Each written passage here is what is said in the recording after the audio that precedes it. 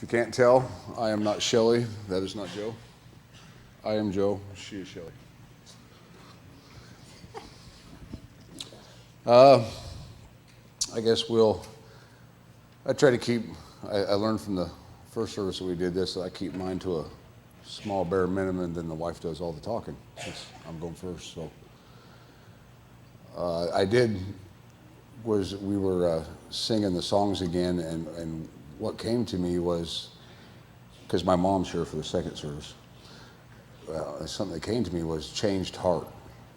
And I don't know that I hit on that in the first service, but I do know that from an early childhood, early teens, I was in drugs and drinking, and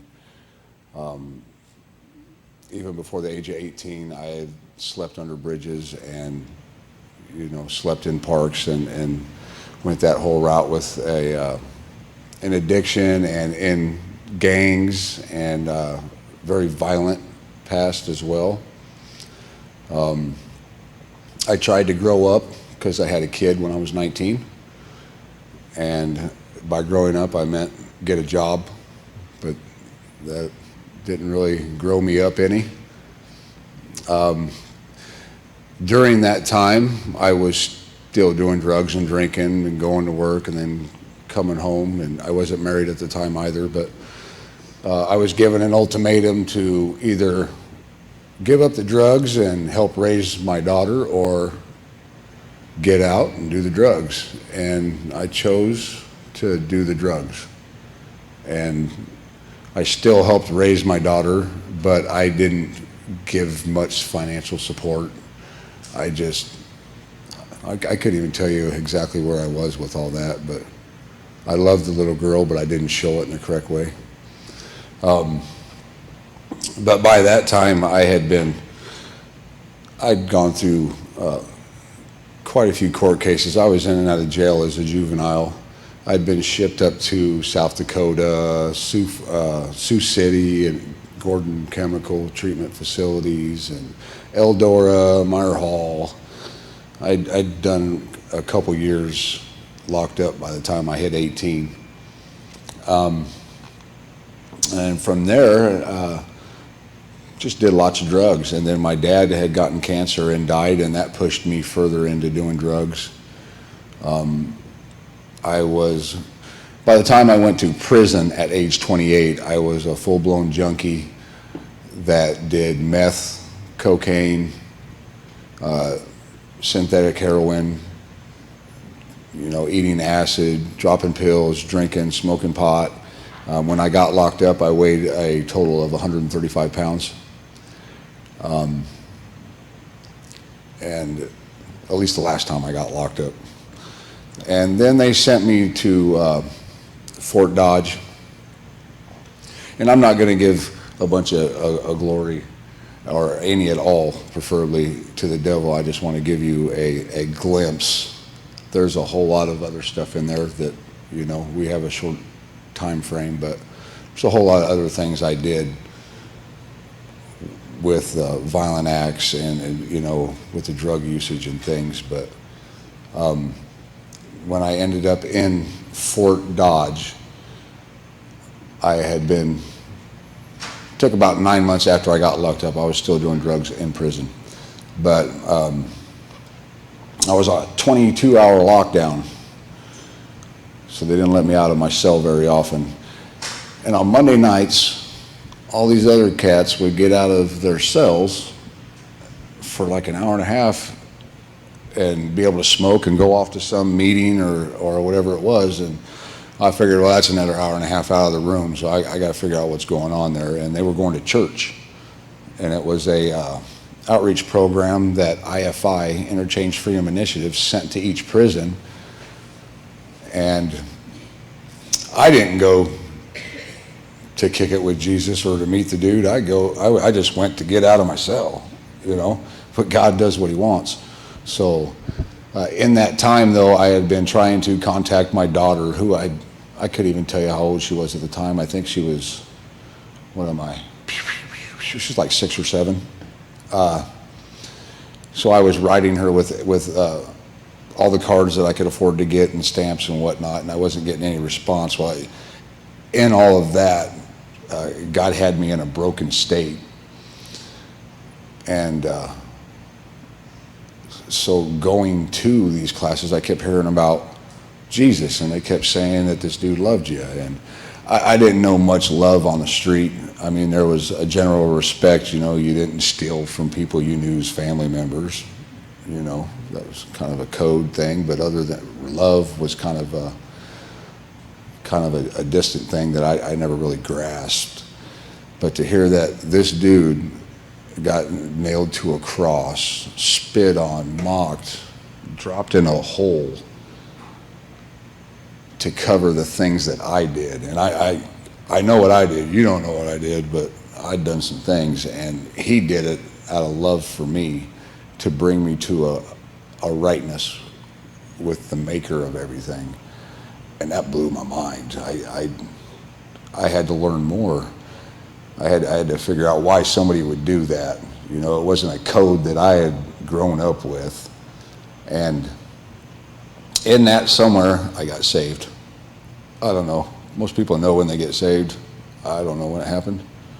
I just know that in my searching, because of what I had heard, that I gave it all to him.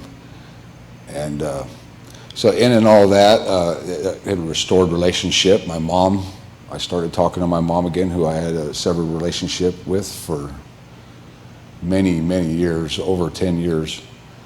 And I actually I didn't have very much time, but to go to the IFI program that was in Newton, you had to have a certain amount of time that you still had left on your sentence. And I didn't have that much time left, but I opted to risk doing more time to go to that program. And they moved me to Newton, which is where I went to the program, which was like basically going to seminary college. I went 5 days a week to classes to learn about the theologies and whatever you call that stuff, about the Bible, the people in it and their terrain and their travels and all that. And my mom came up and did Bible studies with us, and so in that restoration, I had a place to go when I got out, and they released me. And was it 2005? I think it was 2005, 2004. Either way, they let me out, as you can see. And I didn't have to go to drug treatment, because in the IFI program, going to church was their treatment. And back then, Pathway had a cat that worked here named Sean Engledinger, and my mom thought he would be the perfect mentor for me. Well, he was like 6'6" and weighed 500 pounds. So when I seen that dude for the first time, I was like, whoa, dude was big. And he was an awesome cat. And in that, that's how I came to Pathway and started coming to Pathway, and I believe it was 2004 or 5, and was living with my mom while I was on intensive parole and everything else. And that's where I cut my story off. Okay, so I guess into my story. I had a great upbringing, so from a family of 8 kids, and my parents were awesome. There was nothing bad about my childhood that I could go back to. I went on after high school to Iowa State for 2 years and then to cosmetology school. After that, I moved back to my hometown and I got married and had a little boy who's now 21.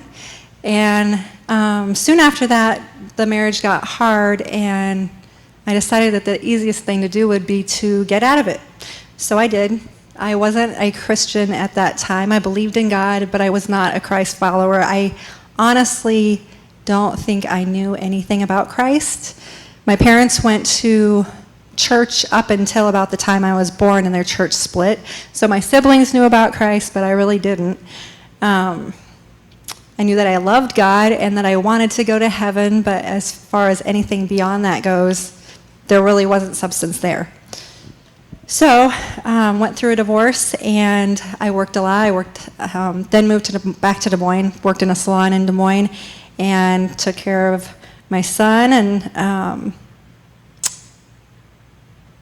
started dating again, and got married again. And in the second marriage, things started out perfect, and then started getting hard, and my husband was very controlling, and he started getting violent, and in the end of the marriage, he broke my collarbone in 2 places and punched my sternum, and it was pretty shocking. I mean, just, wrecked my world, basically. And with that kind of violence, there's also the verbal stuff that goes on, like, if you ever left me, you would never be able to succeed. Who's gonna want to date somebody who's been married twice and has 2 kids by 2 different dads? Things like that were said to me. And so I did a little bit of counseling through victim services, but not very much. Same time as this was going on, Dan Hudson had come in and got his hair cut for the first time at the salon that I worked at. And he was the pastor when he came in. Everybody kind of watched their mouths. Seriously, hey, the pastor's here. So every 2 weeks he came in, and I started asking Dan a few questions, or he'd ask me my thoughts on things. And so we got to have that personal one-on-one interaction. And it wasn't very far after that Dan asked me to do him a favor and come to church and give him the perspective from an outsider. What did I feel like from the parking lot on into the very end when I'm walking back out to the parking lot? So it was kind of his hook, line, and sinker to get me here the very first time, and it was when it was in the middle school. So this was quite a long time ago, for middle school for the first time. So during that,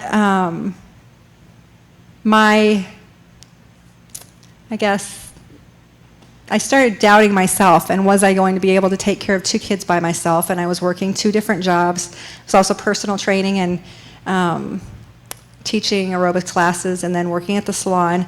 And as things progressed in the divorce, I didn't have the kids every night. I think Wednesday nights I didn't have the kids, and then every other weekend. And so on those nights, it was hard to be home by myself because I had to deal with myself. So I started going out with the girls from the salon, and we started going club hopping and things like that. And it was very soon after that one of my friends said, well, hey, come over to my house, let's get ready really quick after work, and then we'll go out. And so I did that, and she said, well, if you want to stay up and have a little bit more energy, I have some crank if you want to do it. Crank is another name for meth. In that world, people don't call it methamphetamines. They have all kinds of different names. And I thought, well, gosh, I've heard that this is addictive, but it's probably not for me, because, I'm not like that at all. And so I did it for the first time, and I loved it. So I soon after started doing it once in a while, like once a week when I went out, or it was, I don't know, maybe 2 months down the road, I would do it after the kids went to bed so I could get everything done, because I was trying to be Superwoman. I was trying to be the best mom possible, work 2 jobs, provide for my family, but also have a clean house, do all the bills, do any paperwork, that kind of stuff. I had, these huge expectations from myself. And of course, was too prideful to ask for help from anyone. So, again, I was still doubting my place in the world. I started using drugs more and more, and then I started selling drugs. I got really good tips at the salon I worked at, and so for a while I was using tip money to buy them, and so that wasn't taking away from my family, I thought. And so then I was like, well, if I started selling, because I knew plenty of people, the more I got into it, the more people I met who were doing it, the more people I was like, well, I could sell it, I could have some on hand, and that would work pretty well for me because mine would be free. So I started selling. I started leading 2 different lives. I had my suburban mom life, and then I had my underground dark world drug life. And that got to be pretty difficult, and one started winning over the other one. Every once in a while, I was still coming to Pathway. Dan's still getting his hair cut. I'm still trying to uphold this good image. And I told first service, there was one time I remember talking one of my girlfriends into coming with me to Pathway. And so we stayed up all night smoking meth so that we could come to church at the church service on Sunday morning. And at the time, I really didn't see anything wrong with it, you know? It was kind of normal. Things started spiraling down from there. I think people started realizing that there was something going on. My family did too. They kept asking what was going on, and I just kept trying to hide everything. I eventually quit my job because I was selling drugs, and eventually my daughter's dad called DHS because he knew something was going on, and they dropped a UA on me, and I lost my kids. I knew I'd cry. And that was the worst possible thing that can ever happen to any mom. I mean, how was that me? I was supposed to be their protector, and I was the one who they needed protection from. Not one part of me is angry about this to this day, except, you know, there have been times where I'm mad at myself for that, but never mad at DHS, never mad at her dad for doing that. It's what needed to happen, but it was hard. I had a choice then to quit doing drugs and get my life back in order, or keep doing what I was doing. And I tried a couple times, but it was too painful to face reality. I couldn't do it. The drugs numbed me. They made it like functional to be able to go through a day, but it was pretty dark, I'm telling you.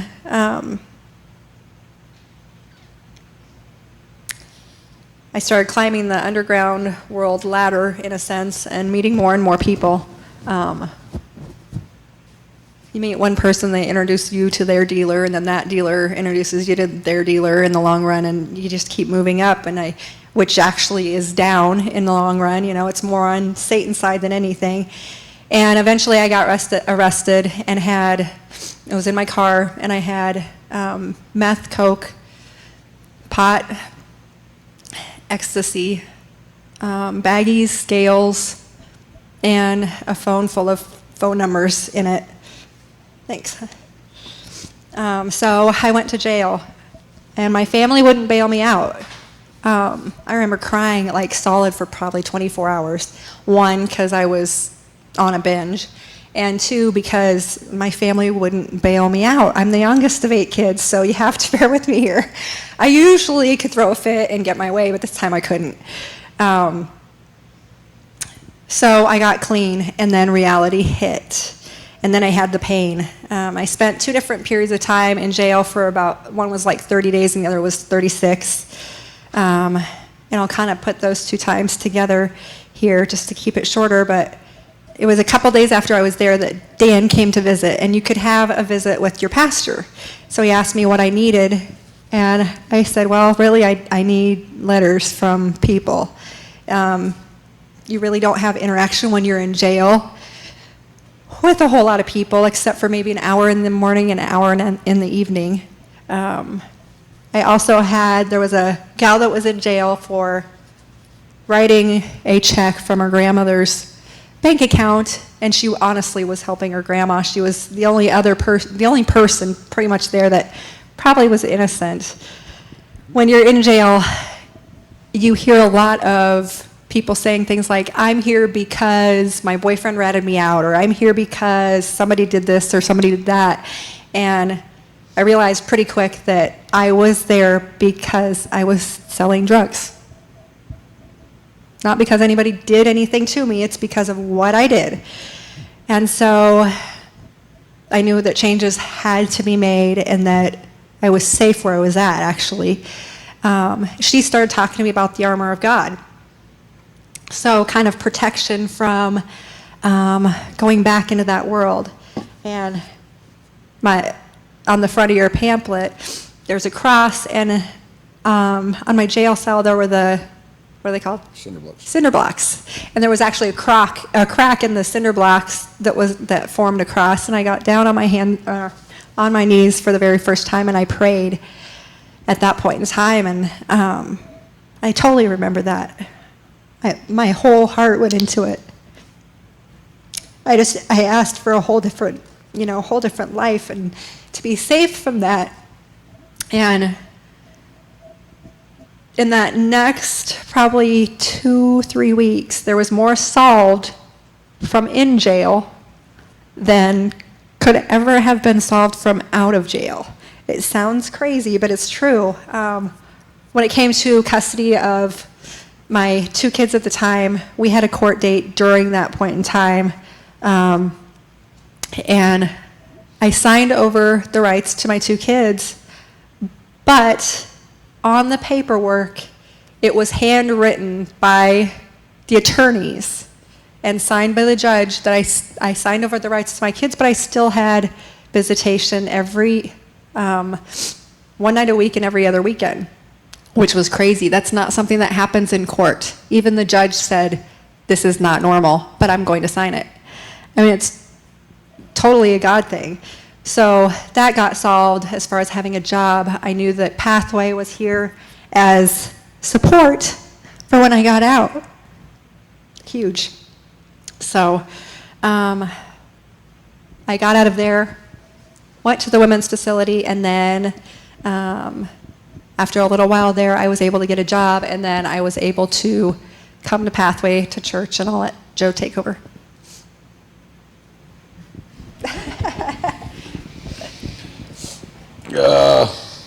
As you can see, I'm well prepared. I have PowerPoint. Will you cue that, Joel? Thanks. This is about the point. She was in the women's facility. This is the point where we met. I know that when she told Dan to have people from Pathway Church to write her, I was currently on parole, living with my mom. And of course I had to go through the proper channels because you can't be on paper and write somebody in jail, it's illegal. So I had to have proper channels open to make it legal for me to do that, which happened. And I didn't know Shellie from Adam, I didn't know, I'd never seen her before, never talked to her. But I know what God had done in my life up until that point, and the new heart that he had given me, and the new hope that he had given me. And I wanted to share that with her because I knew what she was going through. And I wanted her I just wanted her to see the light at the end of that tunnel, So I started writing her to tell her the things that I did and where God has brought me from. And from there, I think it was, I don't know, it's like 6 to 8 months after we started writing, we were married. And I told the first service this, I tell everybody this, that pretty much when I met her, my tongue hit the floor. And I knew that since she was Christian and I was Christian, I better hurry up and grab her before she found out who I really was, and then she couldn't divorce me because she's Christian. And that divorce is illegal in the Bible under certain circumstances. But so that's where we had gotten together and had a child, and then we had another child. Then she quit drinking the water, so now that's not going to happen anymore. But I don't know where am I supposed to go from that. So this is kind of where we'll go into talking about restoration. So this week, that's what God put on my heart a lot, was just restoration and what it is and where it comes from. And we have a really good friend, Jim Ball, that's back there. Wave, Jimmy. Jim Ball. Jimmy restores windmills. And he has a farm that's between Dallas Center and Grimes, and he has, 20 windmills on there right now, but people bring them in and he fixes them and then they ship them back out. But he takes the windmill and he brings it back to its original glory, right? This is not a plug. Yeah. Never would know. Yeah, he doesn't need any more. He's too busy as it is. But it's a pretty cool deal. But God's restoration is different from that. 1 Peter 5:10 says, "The God of all grace, who called you to his eternal grace in Christ, after you have suffered a while, will himself restore you strong, firm, and steadfast." If we want the restoration God has for us, we have to stop looking back to the life that we once knew, to the illusions we once clung to, and to the false sense of security we once enjoyed. Biblical restoration isn't about recovering our losses as much as recovering right relationship with God. So in that, when you lose everything, all you want is you want it all back, right? And so the way that God works is a little bit different.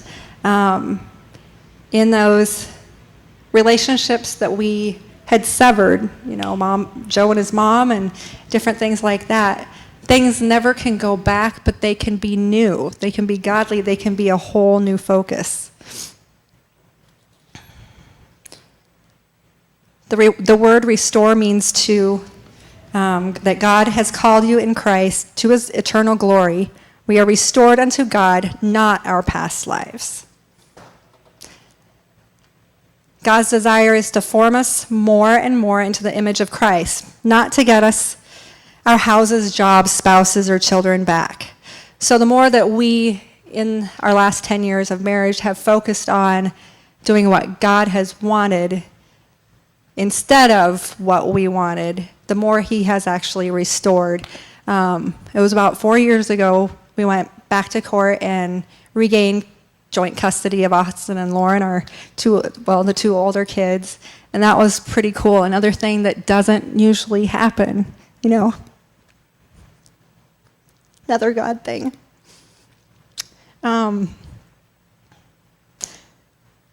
We focused on diving into godly activities and surrounding ourselves by people who would point us in the right directions, and friends who would tell us when we're being idiots and hold us accountable the right way. We've called Dan several times and Ben several times. They might get sick of us sometimes. We've done a lot of counseling, still do a lot of counseling, and I'll let you talk on that. Yeah, go to counseling if you have problems. It helps. I guess one of the things that I did want to hit on too was that was right when we bought our house in Dallas Center, or shortly after that, there was a pornography issue. I had many drug issues and addictions, and when I was locked up and became a Christian, I know that God took them desires from me, and I didn't really have an issue with pornography for some reason until I got out. I'm not sure why that thorn was left, why God left that there, but he had some tempering to do through me and some work to do on me, so it was there. And I dealt with having to get an accountability partner and reading scripture and checking in and talking with somebody to do that, to help me find which was Sean Engeldinger actually. And it was probably, I won't go into the whole toilet story with you. If they choose to use that clip from the first service, you can watch it. But think I should? All right. Well, I was on the toilet. And I was obviously taking care of business. And God told me that I needed to tell my wife, which he had told me quite a few times before, that I had been looking at this pornography stuff. And I was like, dude, I'm on the toilet, really. And so when I got done, I went in and I told my wife. And, it wasn't the perfect scenario, but it was something I had to do. It was something I had been hiding and I'd been struggling with, and I'd been at church and on my knees in the corner praying about it and would still hold it. And I knew for the healing to come, I had to get it out, because if it's not out in the open for other people to see, so that I can be held accountable, or so that God can do his job through me or to another person, because his plan is way bigger than mine, that it had to be out there. So I did, and it was shortly, I don't know, a year or so after that,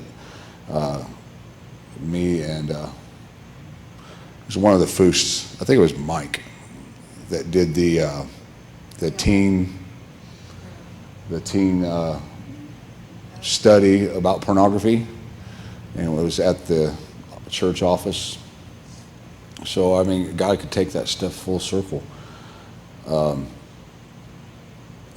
those things that,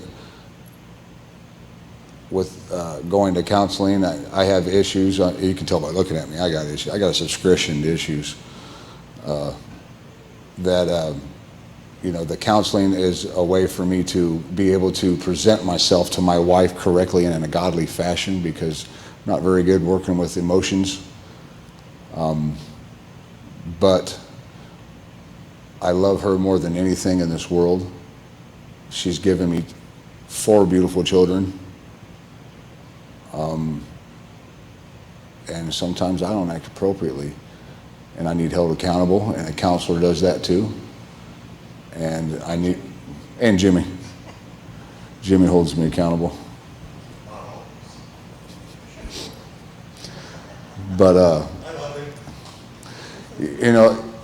the thing is not only in the restoration, is you've got a desire to fight. I spent so many years of my life fighting anything and everything that came in my path, that to join the fight to become a Christian, I thought was a battle that would take forever, and it does. It's an ongoing battle. New things pop up, old things go away. God does what he wants with them. You just have to give them to him and call on him. And through the things that we faced in our marriage, it was last fall, I had packed a bag and moved to a friend's house to gather myself. And from that, I gathered that I wanted to be back there, and I renewed my vows in that prayer room to my wife,